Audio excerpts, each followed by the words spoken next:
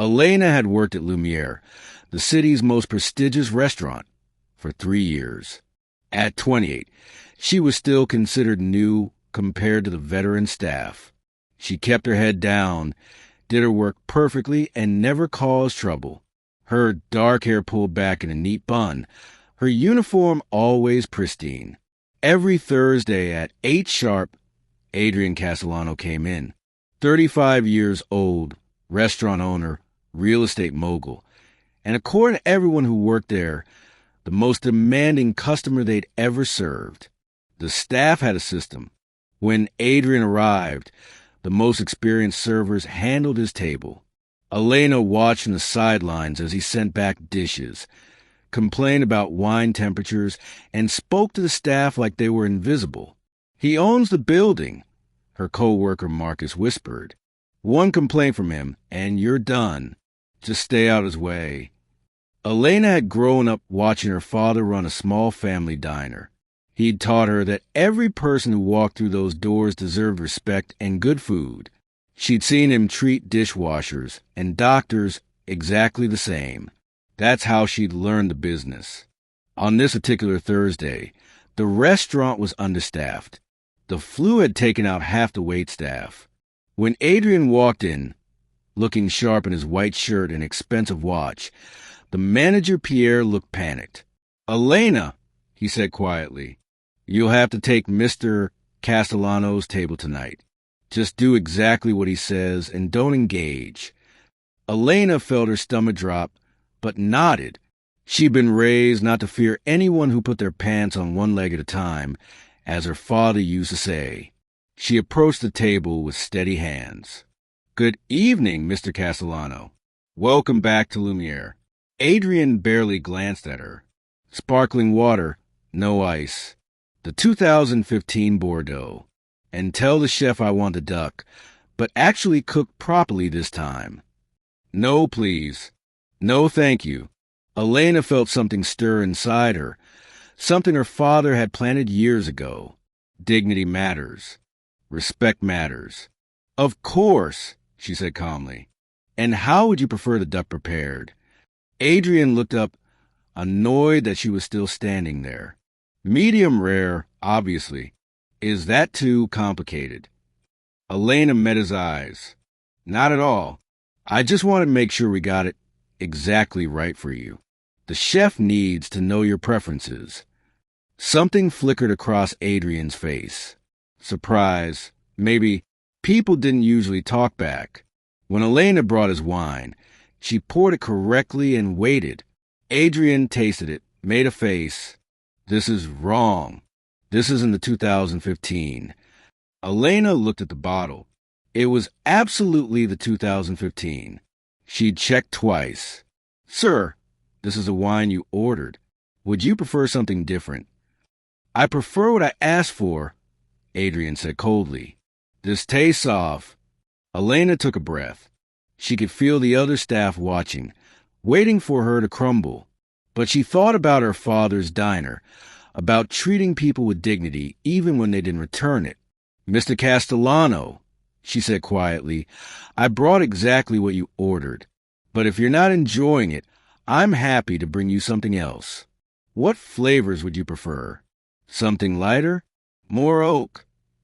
Adrian stared at her. No one questioned him. No one pushed back. They usually just scrambled to fix things, whether they were broken or not. "You're new," he said. "I've been here 3 years, sir." "But never at my table." "No, sir. Usually you have more experienced servers." Adrian leaned back in his chair. "And what do you think about that? Having to serve the difficult customer?" Elena surprised herself with her honesty. "I think every customer deserves good service. And I think every person doing their job well deserves respect, including servers." The kitchen seemed to stop breathing.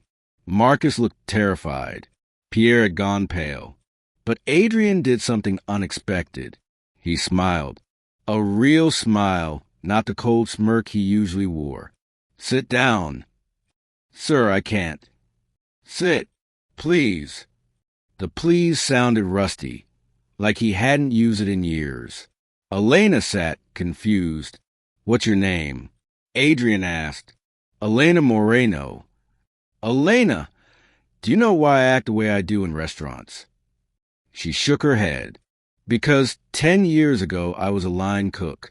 I worked 80-hour weeks in kitchens where the chef threw pans at people's heads. I ate ramen for dinner and slept on a friend's couch. When I finally made money and bought my first restaurant, I swore I'd have standards. I demand excellence. He paused, looking at his wine glass. But somewhere along the way, demanding excellence became being cruel. I forgot that the people serving me are human beings with lives and dignity. I forgot who I used to be. Elena listened, seeing him differently now. Not a monster, just a man who'd lost his way. Your father owned Marino's Diner on 5th Street, Adrian said. I used to eat there when I was broke. Your dad never made me feel small for only ordering coffee and splitting a sandwich. He'd always sneak me extra fries. Elena's eyes filled with tears. You knew my father? I was at his funeral 3 years ago. Back row. I owed him a debt I never got to repay. Elena's father had died suddenly, a heart attack, while prepping for the lunch rush. The diner had closed. She'd come to Lumiere because she needed work, needed to be around food and service, the things her father loved. He taught me that feeding people is sacred work, Elena said softly, that everyone who comes to your table is a guest, and everyone who works in your kitchen is family. Adrian was quiet for a long moment. He taught you well. He stood up, pulled out his wallet, and left $500 bills on the table. Elena, the duck is fine. The wine is perfect. And I'm sorry I've been an arrogant fool for years. He started to leave, then turned back. Tell your manager I want you at my table every Thursday. And tell the kitchen staff I apologize for being impossible. Your father would be ashamed of how I've acted. Over the following weeks, Adrian changed. Not overnight, but gradually. He said please and thank you. He learned the staff's names. He asked about their lives. And every Thursday, he and Elena would talk about her father's recipes, about Adrian's journey from poverty to wealth, about losing yourself and finding your way back. 6 months later, Adrian offered Elena a partnership. He wanted to reopen her father's diner, with her as head manager. Moreno's deserves to live again, he said. And I think your father wants to do it together. Elena realized that sometimes standing your ground isn't about being confrontational. It's about holding on to your dignity and treating others with theirs, even when they've forgotten how. Her father had taught Adrian kindness once, and years later, Elena had reminded him, some lessons take time to sink in, but they're always worth teaching.